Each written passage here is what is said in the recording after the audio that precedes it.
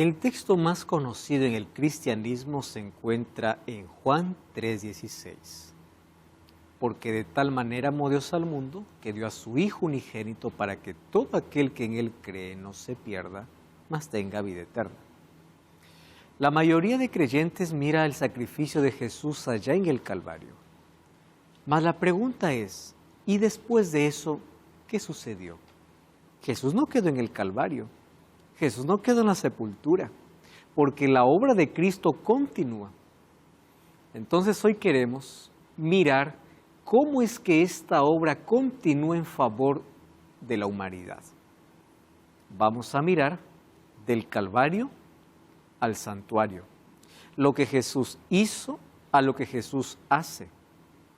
No solamente mires el Calvario, mira el santuario, porque la sangre que fue derramada hoy tiene que ser aplicada. El sacrificio ofrecido hoy tiene que ser recibido. Y para ello necesitamos de la obra de Jesús que hoy está haciendo. Miremos en las dos direcciones, del Calvario al santuario. Bienvenido. Está comenzando Biblia Fácil y hoy abordaremos este importantísimo tema. Aquello que Jesús hace. Hablaremos sobre el ministerio bifásico de Cristo, o mejor, sobre las dos fases de su ministerio en favor de la humanidad. Bienvenido, grande abrazo para ti y que Dios te bendiga. Bienvenidos amigos, avanzamos en nuestro estudio sobre creencias fundamentales, todas ellas basadas en la Biblia, y hoy estamos entrando a la última doctrina, la doctrina de los eventos finales. Ya hemos hablado durante esta temporada y la temporada anterior, la doctrina sobre Dios, sobre el hombre, sobre salvación, sobre la iglesia, sobre el estilo de vida, y ahora entramos a la doctrina de los eventos finales. Vamos a abrir la Biblia y vamos a la primera creencia de esta doctrina. Antes vamos a orar.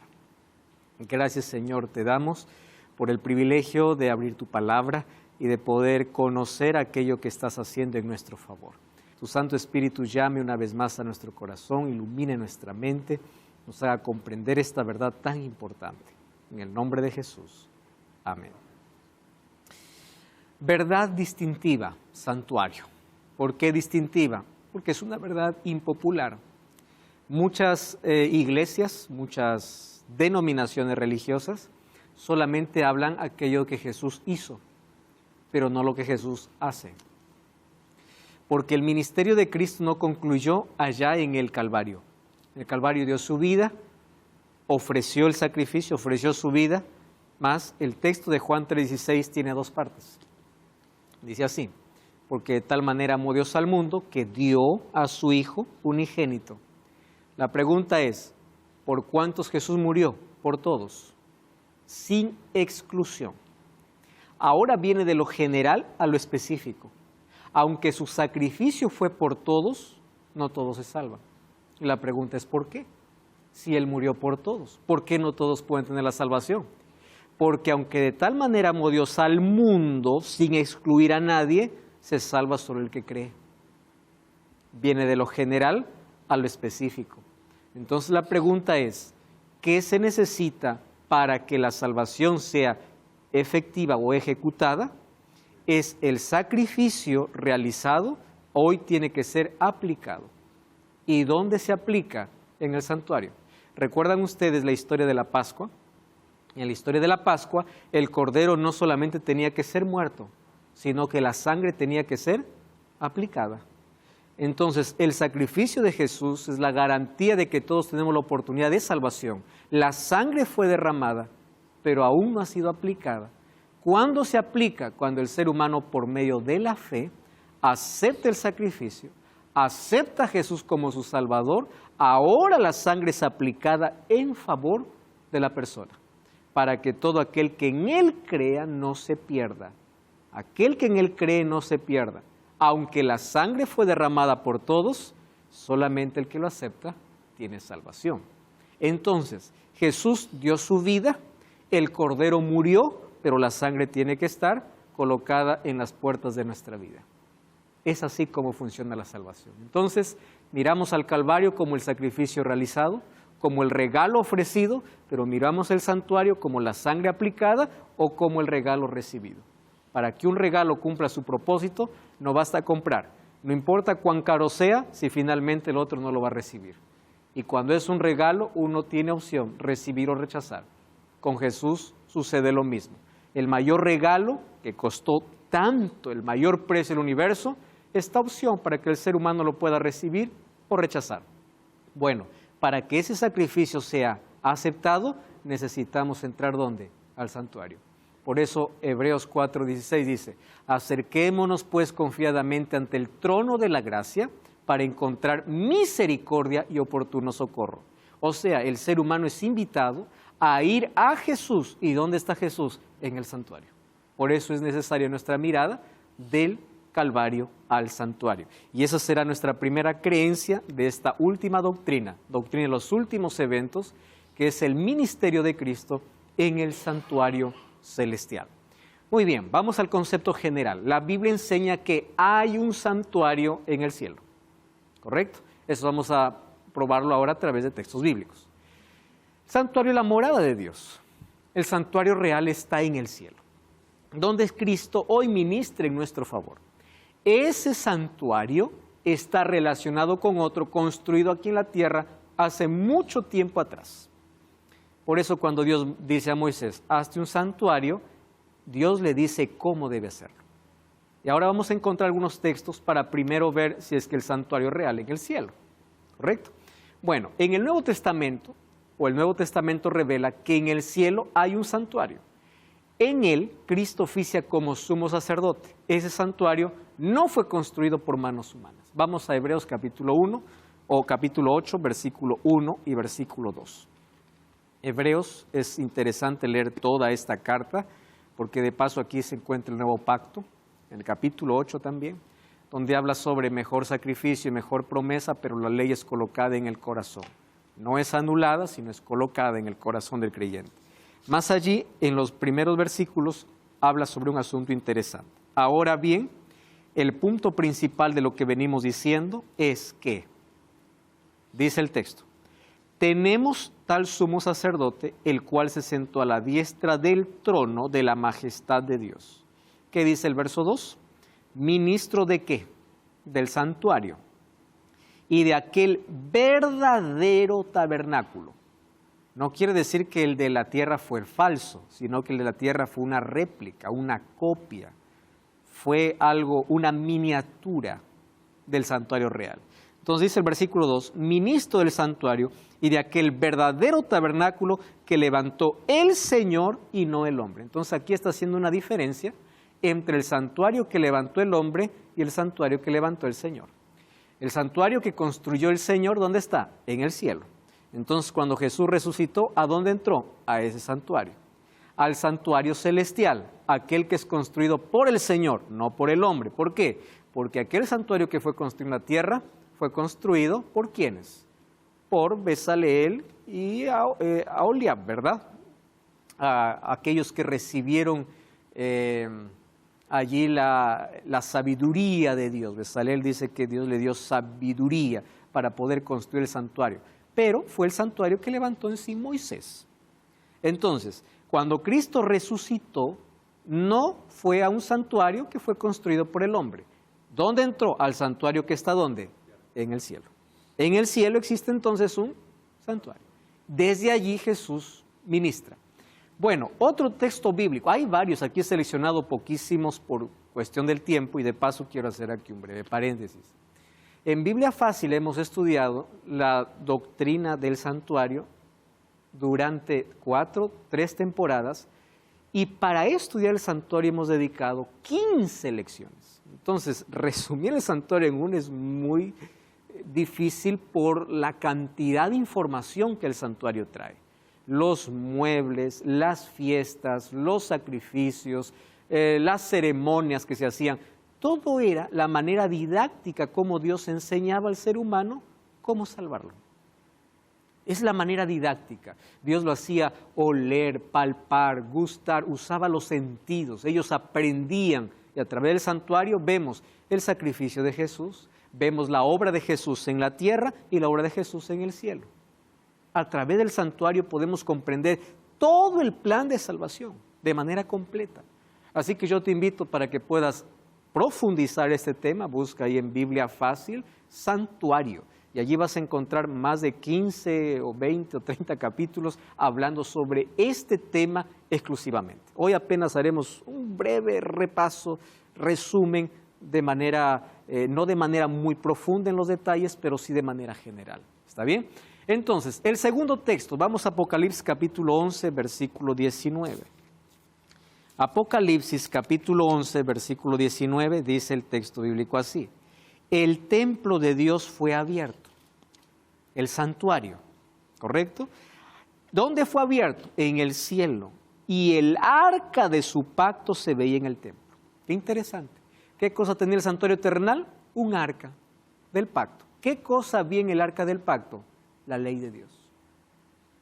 Muy bien, ahora dice Juan, yo vi el arca del pacto, ¿dónde? En el cielo. ¿Por qué? Porque la ley de Dios es la base del gobierno de Dios. Si Satanás ataca tanto la ley de Dios, es porque quiere destruir la base de su fundamento. ¿Correcto? Cada vez que un ser humano se pone en contra de la ley de Dios, es directamente Satanás atacando el gobierno de Dios. Entonces, en el cielo dice que hay un templo, hay un santuario, obviamente, y allí se vio el arca de su pacto. ¿Dónde? En el templo. Quiere decir que en el cielo existe un santuario real. Hay otros textos, pero vamos a pasar eso. Miren, en el santuario celestial, entonces se convierte en el gran centro de mando, donde Cristo lleva a cabo su ministerio sacerdotal en favor de nuestra salvación.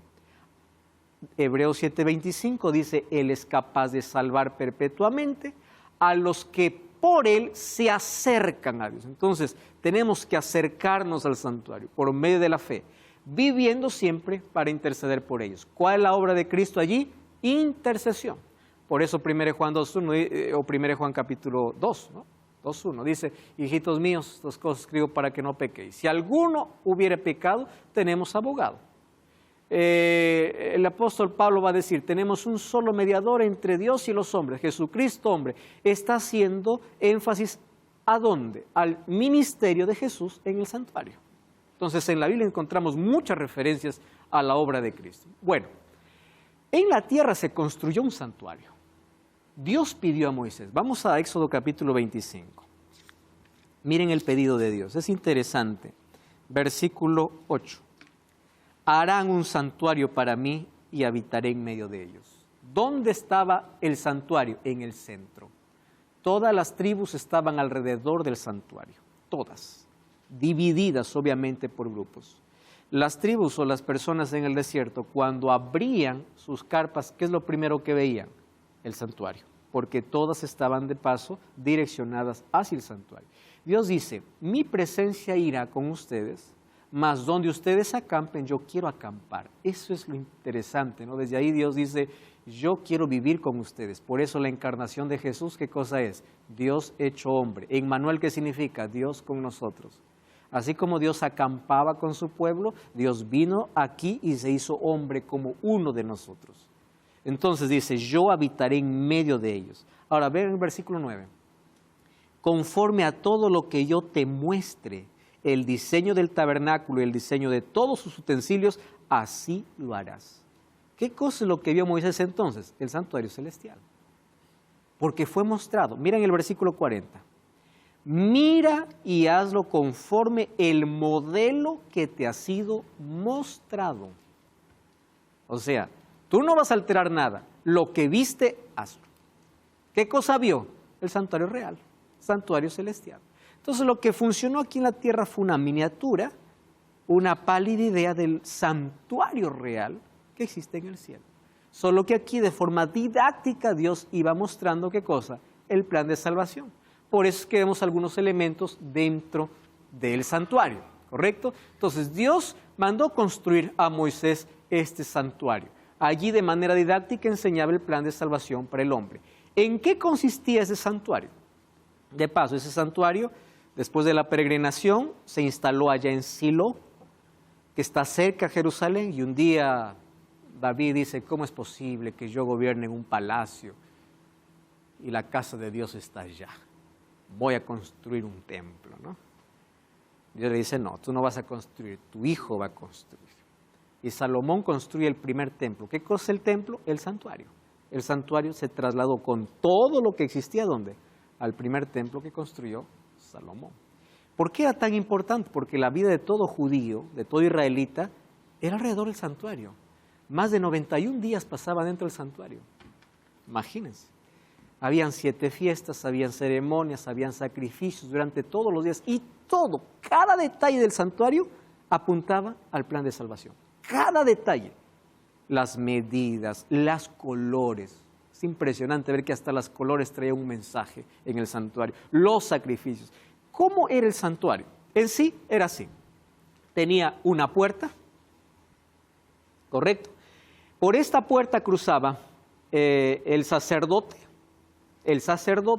y también algunos del pueblo. O el pueblo podría cruzar por esta puerta y tenía entrada solamente hasta el atrio. En el atrio habían 2 elementos, un altar de bronce donde se ofrecían sacrificios y una fuente de bronce para lavarse las manos y los pies. Bueno, a partir del atrio había ahora 2 compartimentos divididos por 2 velos, primer velo y segundo velo. Aquí es el atrio. Hasta aquí puede entrar el sacerdote y también el penitente, el pecador, hasta el atrio. Pero al lugar santo, que está dividido por el primer velo, solo podía entrar el sacerdote, nadie más. ¿Y qué cosa había dentro del lugar santo? 3 elementos, un candelero de oro que alumbraba, de paso, adentro del santuario porque no tenía ventanas. Al frente, ¿qué cosa había? Una mesa con 12 panes. Y antes de la segunda cortina, para la otra división, se encontraba el altar de incienso, porque por el olor de la sangre que entraba era maloliente. El incienso ayudaba para que pueda limpiar ese olor. Luego venía la segunda cortina y venía el lugar santísimo. Solo que acá hay un asunto interesante. El sacerdote entraba todos los días solamente hasta el lugar santo. Desde el principio hasta ahora que lo vuelvo a tocar el tema, se aclara más porque uno no sabe, ya no entiende mucho que tiene cada cosa su porqué y para qué, que esto desde el principio hasta el final de la Biblia lo habla todo, entonces uno va entendiendo. Al lugar santísimo entraba solamente el sumo sacerdote, que era uno solo. O sea, el sacerdote no podía entrar al lugar santísimo, solamente el sumo sacerdote. ¿Cuándo entraba? Una sola vez al año. Esa vez al año que ingresaba el sumo sacerdote se denominaba el día de la purificación, de la expiación o el Yom Kippur. En ese día ocurría algo interesante, de aquí vamos a explicar un poquito después. Pero bueno, hasta aquí. El sacerdote entraba solo hasta el lugar santo, el sumo sacerdote al lugar santísimo una vez al año. ¿Cuándo entraba? El séptimo día del 10º mes, que era Tishri, ¿no? O a los 10 días del 7º mes, que era Tishri, que era más o menos el mes de octubre, trasladando para nuestro calendario. ¿Quién ingresaba? El sumo sacerdote, para hacer una purificación o una limpieza. Entonces, ¿qué cosa ocurría? 2 tipos de sacrificio.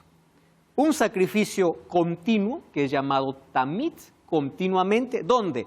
Aquí afuera, en este altar. Todos los días se ofrecía un sacrificio. 9 de la mañana, 3 de la tarde. ¿Por quién? Por todo el pueblo. Esos sacrificios, ¿a quién representaba? A Jesús. ¿Qué hora murió Jesús? 9 de la mañana. ¿Qué hora descendió a la cruz? 3 de la tarde. En la hora de los sacrificios. En la hora de los sacrificios. Ahora, qué interesante. Cuando un pecador sabía de que necesitaba confesar un pecado que había cometido, llevaba un cordero sin defecto o otro animal que estaba estipulado ya en la Biblia. Llegaba ¿hasta dónde? Hasta el atrio. Y ahí en el atrio recibía del sacerdote el cuchillo. El sacerdote no hacía el sacrificio, lo hacía el pecador. Y antes de poder degollar a la víctima, ¿qué cosa hacía el pecador? colocaba su mano sobre la cabeza del animal inocente y confesaba sus pecados en silencio a Dios, no al sacerdote, a Dios. Y de manera simbólica el pecado era transferido ¿a dónde? Al animal. Y el animal moría en su lugar y él tenía que matarlo. Él degollaba, él veía la sangre. Con esa sangre el sacerdote tomaba un poco de sangre, ingresaba ¿dónde? Al lugar santo y esparcía sobre las cortinas del lugar santo. Por eso era necesario la purificación del santuario. ¿Por qué? Porque el pecado entraba al santuario por transferencia de sangre. Entonces, es como si adentro del santuario quedaban registrados todos los pecados. Entonces, una vez al año, lo que hacía el sumo sacerdote era entrar para hacer una limpieza de todo lo que había entrado. Por eso era la purificación del santuario. Eso era el día de expiación. ¿Correcto? Eso está en Levítico capítulo 16. Sí, Isidro. Sí, pastor. ¿Quién era el sumo sacerdote? ¿Quién era? Sí. Era elegido por Dios. En el primer caso fue Aarón, ¿no? Y a partir de allí vinieron sus hijos asumiendo. La función de sumo sacerdote era vitalicia. Cuando moría uno, recién surgía el otro sumo sacerdote. ¿Correcto? Pero era elegido, designado por Dios. Y era una sola persona. Ya había escuchado, pero no sabía que uno tenía que cumplir para que podías llegar a eso, ¿verdad? Porque sumo sacerdote es para mí que es el máxima autoridad, ¿verdad? Pastor, Carla. ¿tenían alguna vestimenta especial que deberían llevarlos? Tanto los sacerdotes tenían vestimenta muy especial y el sumo sacerdote también. Antes de poder ingresar ellos se lavaban. Dios ahí enseñaba lecciones de limpieza, de purificación. Y fíjense, en el santuario Dios muestra el camino para el ser humano, para el creyente. Fíjense una cosa. Esto representaba la muerte de Jesús y el bautismo. Cuando uno acepta el sacrificio de Jesús, pasa por la limpieza. Miren, aquí en el santuario está reflejado el camino del creyente. Uno entra por la puerta. ¿Quién es la puerta? Yo soy la puerta, dice Jesús. Cuando tú aceptas a Jesús, ¿qué es lo primero que aceptas? Su sacrificio. Ahí está el altar. ¿Qué pasas por la experiencia del bautismo? ¿Quién es el que purifica? Jesús dice, yo soy el agua de vida. Tú aceptas mi sacrificio, yo te purifico. Pero la gente no debe quedar en el atrio. Hay muchos solamente dicen, ya soy bautizado, ya acepté a Jesús. No, no, no. Entra al lugar santo. Y en el lugar santo, ¿qué cosa hay? Candelero, mesa de panes, altar de incienso. ¿Qué representa? El candelero, la luz, el Espíritu Santo. Y Jesús también dijo, yo soy la luz del mundo. Los panes, ¿qué cosa significa? Jesús dijo, yo soy el pan de vida. Aquí aparece el camino de santificación. Yo acepto el sacrificio de Jesús, soy justificado.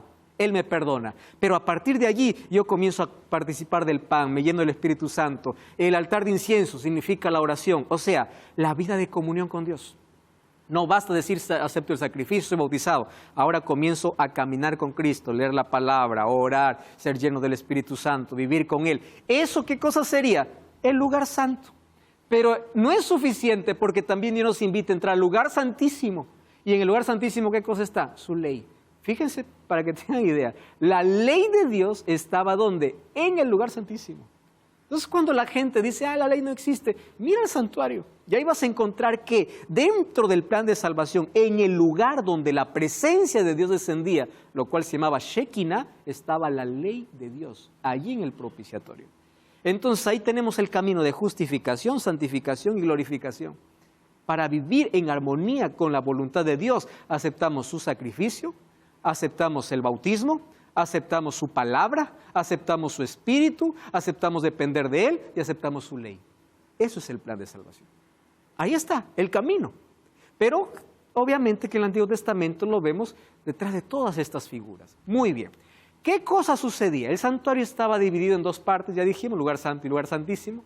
El ministerio sacerdotal en el lugar santo se caracterizaba por un ministerio de intercesión, perdón, reconciliación y restauración. Por eso el sacerdote, ¿qué cosa hacía? Recibía al pecador y él de alguna manera era el mediador, aquel que intercedía. ¿Por qué? Porque el pecador no podía entrar al lugar santo, solo el sacerdote. Entonces, ¿qué cosa hacía el sacerdote? Tomaba la sangre donde el pecador había colocado las manos sobre la víctima y por transferencia aquel pecado era llevado ¿dónde? Dentro del santuario. Entonces la persona salía aceptando el perdón de Dios por fe. porque el sacerdote llevó su caso ¿a dónde? Dentro del santuario. ¿Dentro del santuario qué cosa estaba? La presencia de Dios. Es así como se aceptaba por medio de la fe, como hoy también, Facundo. Pastor, hubo en ese lapso de tiempo que estaba el santuario aquí en la tierra, personas que intentaron manipular el santuario, personas que no debían entrar a ese lugar. No, no hubo. Porque si alguien entraba sin autorización, era fulminado por la presencia de Dios. Entonces había un temor, respeto a todo eso. Luego vamos a encontrar que obviamente van a haber sacerdotes, hijos de sacerdotes, que afuera del santuario pueden hacer lo que quieran, pero dentro del santuario, no, lugar totalmente sagrado. ¿Correcto? Entonces, las cosas que se hacían obviamente era de la puerta, en el atrio y todo ahí, pero dentro del santuario era justamente el lugar donde Dios se encontraba con el hombre. Por eso es que cuando era el día de la purificación, era el día donde veían directamente la gloria de Dios, lo cual se llamó de Shekinah, la presencia de Dios descender hacia el santuario, para poder decir todos sus pecados que han ingresado han sido borrados. Miren, aquí entendemos la diferencia. Cuando la sangre entraba al santuario, el pecado era perdonado. ¿Correcto? Era perdonado. Yo soy perdonado. Pero cuando se purificaba el santuario, el pecado era borrado, eliminado. Y eso lo vamos a ver que Jesús es lo que hace hoy en el santuario. Pero es importante conocer detalles del santuario terrenal. Bueno, aquí estoy explicando así de manera muy breve. Tú quieres conocer más sobre ese tema, busca Biblia Fácil, Santuario, de manera más detallada todos los elementos de esperanza, yo creo. Allí tú puedes profundizar tu conocimiento inclusive sobre este tema. Puedes solicitarlo a través de nuestro WhatsApp más 55 12 98 100 14 60. Te recuerdo que es totalmente gratis, te enviaremos un link para llenar un pequeño formulario y allí vas a recibir de manera física o virtual en PDF para que puedas acompañar este estudio y profundizar tu conocimiento sobre este tema. Solicítalo ahora mismo, es totalmente gratis. Vamos a continuar aquí con nuestro estudio sobre el santuario. Ya vimos dos compartimientos, ya vimos la función del sacerdote y del sumo sacerdote. Y en el lugar santísimo la principal función era la purificación del santuario y del pueblo de Dios. Bueno, esto se hacía una vez al año. Aquí yo no tengo tiempo para poder explicarlo leyendo el texto. Más tarea para casa es leer Levítico capítulo 16, que ahí se presenta con detalles cómo se preparaba el sumo sacerdote, cómo era todo lo que se hacía. Más de manera brevísima les explico. ¿Cuándo llegaba el día? Vamos a leer de paso solamente el texto de Levítico capítulo 16, versículo 29 y 30, ¿correcto? Levítico capítulo 16, solamente para ver qué cosa sucedía en ese día. Versículo 29, dice así: tendréis por estatuto perpetuo que en el mes séptimo, a los 10 días del mes, afligiréis vuestras almas, ninguna obra haréis, ni el natural ni el extranjero que mora entre vosotros, porque este día se hará expiación por vosotros y seréis limpios de todos vuestros pecados. ¿Recuerdan entonces ustedes que durante el año los pecados pasaban por transferencia de la sangre al santuario? Los pecados eran perdonados, pero en el día de purificación eran totalmente eliminados, borrados. Es como cuando ustedes colocan la basura en un lugar y luego dice, bueno, ya está llena, vamos a botarlo. Más o menos funcionaba así, la idea de cómo los pecados finalmente serán eliminados. Primero son registrados, son perdonados y luego son borrados o eliminados. Bueno, el día de la limpieza era el día de botar la basura, trasladándolo a un lenguaje más actual. Durante todo el año los pecados entraban por transferencia y cuando llegaba el séptimo mes, exactamente a los 10 días del séptimo mes, que era el mes de Tishri, en ese día se celebraba algo muy importante. Primero se traían 2 machos cabríos y se echaba suertes, y uno era para Azazel. Azazel era el nombre simbólico para Satanás, y el otro era para sacrificio. Con la sangre de ese sacrificio el sumo sacerdote ingresaba hasta el lugar santo y el lugar santísimo. esparciendo esa sangre, y cuando llegaba al lugar santísimo, donde estaba la gloria de Dios que había descendido, el sumo sacerdote primero había tenido que confesar sus pecados de él y de su familia para luego hacer la purificación del santuario. Colocaba una vez más esa sangre. Fíjense, la limpieza es por sangre. Por eso ustedes van a ver que en el libro de Apocalipsis dice, bienaventurado aquel que lava sus ropas con la sangre del cordero. Uno dice, qué raro es esto, ¿no? ¿Quién lava con sangre? Porque eso venimos desde el lenguaje, desde el santuario. La limpieza, la purificación era con sangre. Entonces, una vez que era aceptado ese sacrificio, esa sangre, una vez que entraba al lugar santísimo, el sumo sacerdote salía con alegría y con solemnidad, y todo el pueblo afuera estaba celebrando porque sus pecados habían sido borrados. Pero ¿de qué manera simbólica ahora se hacía? Una vez que el sumo sacerdote salía, es como si del fondo hubiese sacado toda la basura, entraba a la puerta, hay alegría, ahora está limpia mi vida, limpio el santuario.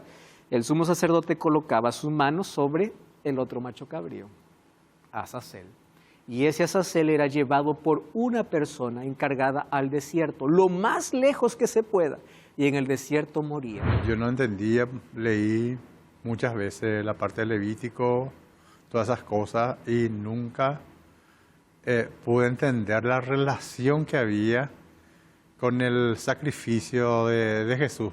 Ahora me estoy acordando en un pasaje donde dice, fue llevado como una oveja en el matadero. O sea que entendí la relación que había antes, por ejemplo, con el sacrificio que hizo el Señor Jesús por nosotros. Ahora, ¿cómo funcionaba el Azazel? Más o menos como un carro basurero. Sacas la basura y lo colocas en el carro basurero, y ese carro basurero va. Solo que, ¿por qué aquí? ¿A qué representa este Azazel? Cuando los pecados han sido ya perdonados y borrados, finalmente Dios coloca todos esos pecados. ¿A quién hizo pecar? Ese Azazel representa ¿a quién? A Satanás. Que finalmente, ¿dónde va? Al desierto. ¿Recuerdan ustedes el milenio? Cuando Cristo viene y lleva a sus hijos y los impíos todavía quedan en la tierra, pero ya todos muertos, dice que Satanás queda preso ¿por cuánto? 1000 años. ¿Está dónde? En el desierto. O sea, todos los pecados que han sido borrados cuando Jesús sale del santuario, del lugar santísimo, son ahora colocados sobre el autor del pecado. Pero todo el pueblo ya ha quedado limpio de todo su pecado. Era el día de celebración, era un día de juicio. ¿Por qué razón? Porque afuera todos tenían que estar orando por su vida, por sus pecados. Aquel que no había sido perdonado, aquel que no había confesado todos sus pecados, ¿qué pasaba? Moría. O sea, era un día de purificación y era un día de juicio. Otra palabra que necesitamos allí colocar dentro de este día de la expiación. Muy bien, el macho cabrío por el Señor era sacrificado, esparcía en el lugar santo y el lugar santísimo. Este proceso era conocido como purificación del santuario. El segundo macho cabrío, Azazel, era enviado por el campamento hacia el desierto y representando al causante de todos los pecados. Cada fase simboliza una parte de nuestro propio juicio. La remoción de los pecados del santuario y la purificación de esto simbolizaban el tiempo anterior a la venida de Cristo, donde el nombre de cada santo estaba siendo escrito en el libro de la vida. Ahora lo entendemos mucho mejor de qué manera.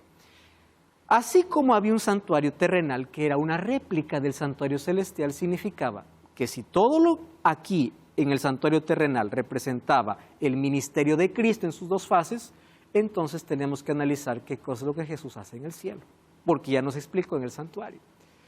Todas las fiestas, todas las ceremonias, todos los sacrificios, ¿a quién apuntaban? A Cristo, a la muerte de Cristo, al sacrificio de Cristo. Pero el santuario todavía no ha terminado en el sentido de que todavía vemos la segunda fase del ministerio de Cristo. ¿Qué hizo después del sacrificio? ¿Dónde entró? Al santuario. ¿Para qué? Muy bien, ahora sí. Así como el santuario físico, el santuario celestial también tuvo un día que fue diferenciado. Daniel 9 muestra que después de 70 semanas, Cristo comenzaría su trabajo como sumo sacerdote en el santuario celestial. Con su ascensión, poco tiempo después de su muerte, Cristo inició ese ministerio.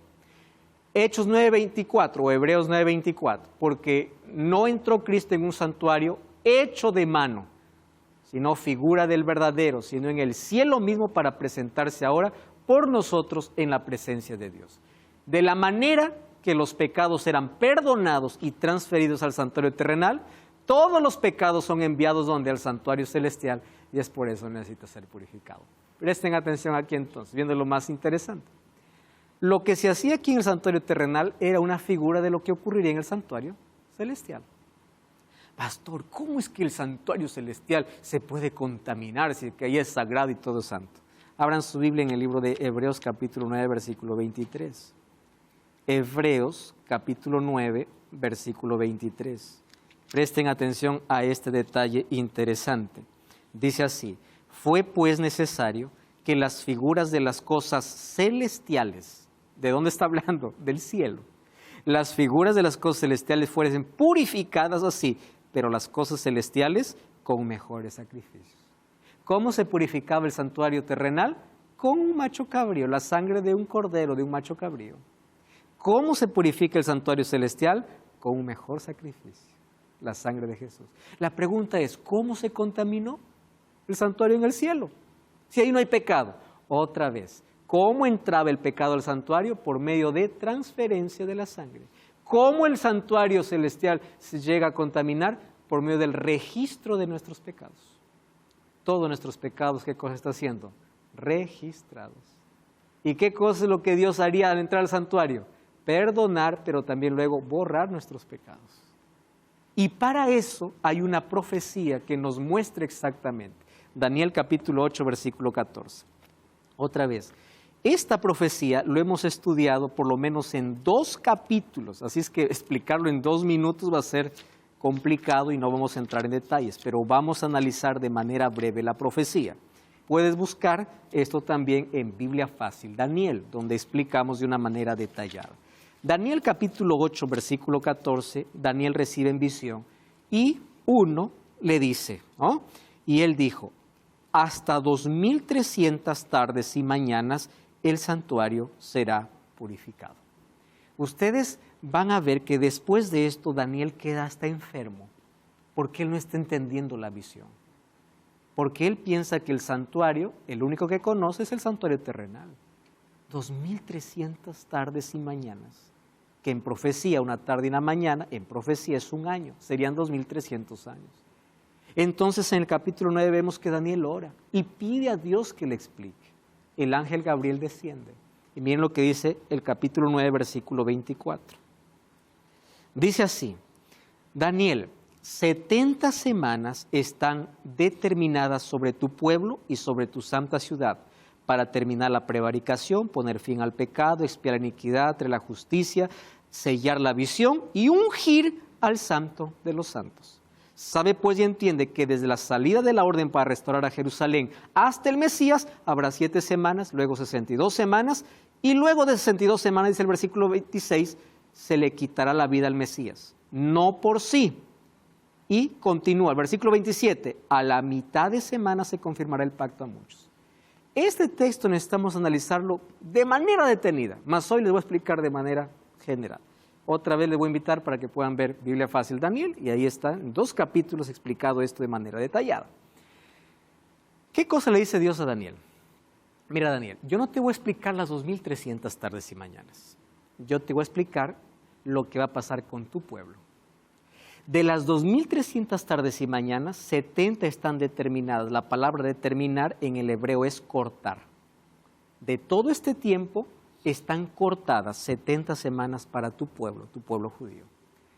Ahora, si nosotros queremos saber cuándo se cumplen las 2300 tardes y mañanas, es muy fácil si sabemos la fecha de inicio, ¿o no es así? Si tú sabes el comienzo, solo sumas 2300 y ya está. Es muy fácil. Y el ángel le da la fecha de inicio.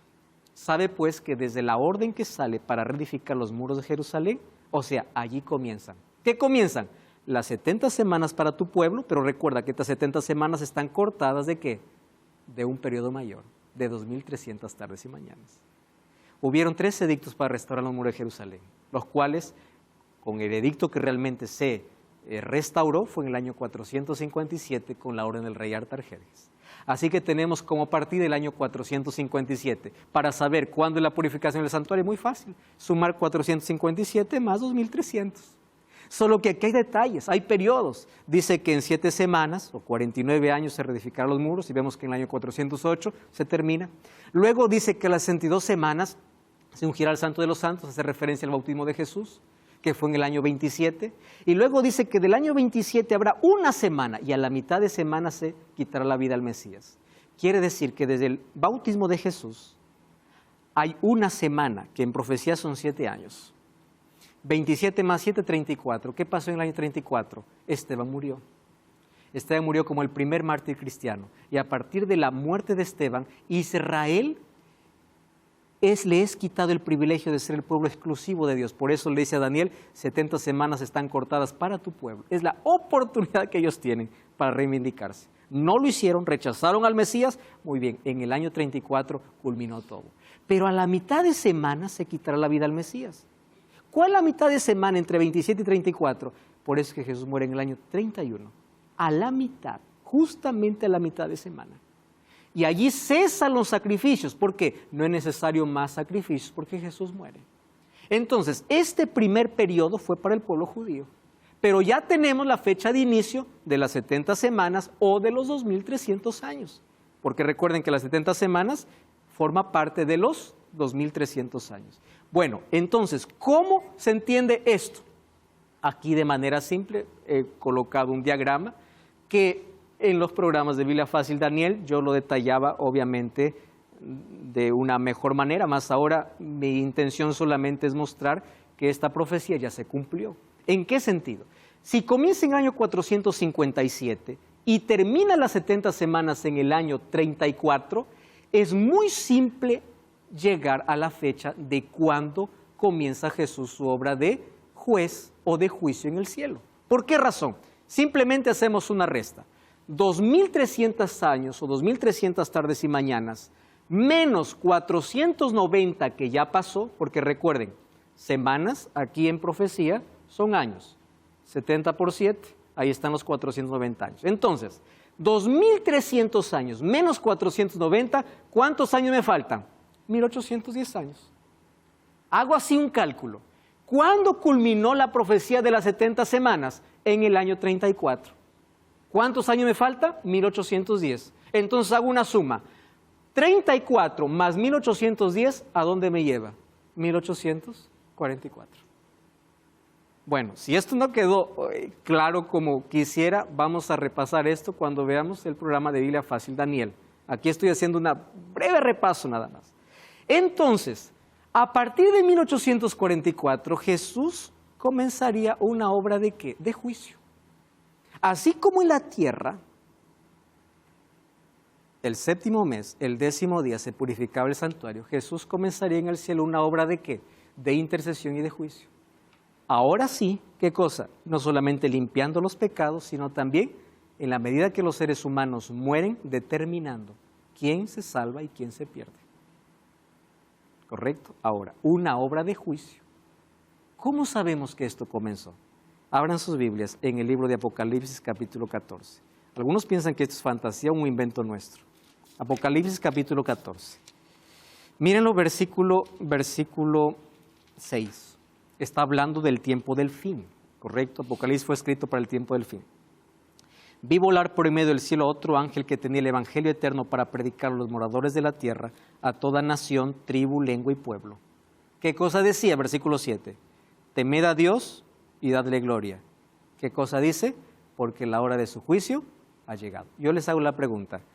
¿Esto es antes o después de la venida de Jesús? Antes. Porque antes de la venida de Jesús hay un mensaje. La hora de su juicio llegó, cayó Babilonia, sal de Babilonia, aquí está la paciencia de los santos. O sea, en el periodo final de la historia, antes que Jesús regrese, ¿qué cosa dice? La hora de su juicio ha comenzado. No dice, ya comenzó, o no dice comenzará. Comenzó, ahora comenzó. Quiere decir que Jesús comenzó una obra de juicio, ¿dónde? En el cielo. Igual que es lo que hacía el sumo sacerdote. Entonces, todos los pecados que fueron registrados y que contaminaron el santuario, registrados, ahora ¿qué cosa van a ser? Eliminados. ¿Cuándo serán colocados sobre Azazel? Cuando Jesús venga y Azazel sea llevado al desierto. Recuerden, por eso ahí viene el tema del milenio. 1000 años queda Satanás aquí sin saber a quién engañar. Pero sobre él es inculpado todos los pecados que han sido en el santuario, ¿qué cosa? Borrados. Pero un día esa obra de juicio terminará. Y cuando Jesús termine esa obra de juicio, va a salir del santuario para venir a esta tierra.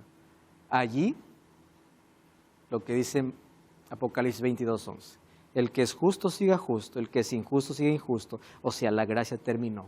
No hay más perdón, no hay más intercesión y el destino de la humanidad está decidida.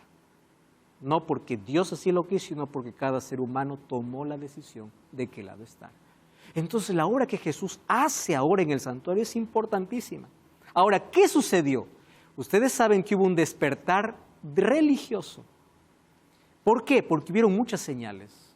Por ejemplo, el 19 de mayo de 1780, el sol se oscureció y aquella misma noche la luna apareció como sangre. 13 de noviembre de 1833, meteoritos, una lluvia de estrellas cayó allí en los Estados Unidos. Y todos a la expectativa, algo está pasando. Todos pensaban que era el fin del mundo. Y aparece un grupo de personas para estudiar las profecías. ¿Con qué profecías se encuentran? Daniel 8:14. Ellos comienzan a hacer los cálculos. Ellos comienzan a verificar y dicen, ya sabemos, Jesús está volviendo. Y colocan una fecha. ¿Qué fecha colocan? La fecha que era la purificación del santuario. ¿Qué día? 7º mes, 10º día. Haciendo el cálculo para nuestro calendario, daba un 22 de octubre de 1844. Y así comienza un movimiento en los Estados Unidos, no la iglesia adventista, movimiento de todas las religiones que estudiaban la Biblia, diciendo Jesús vuelve en 1844. Ahora presten atención, la fecha estaba correcta, pero el evento estaba equivocado. En esa fecha Jesús comenzaría una obra de juicio. No vendría a la tierra, porque ellos entendían que la tierra tenía que ser purificada, mas el texto decía que el santuario tendría que ser purificado. ¿Qué santuario?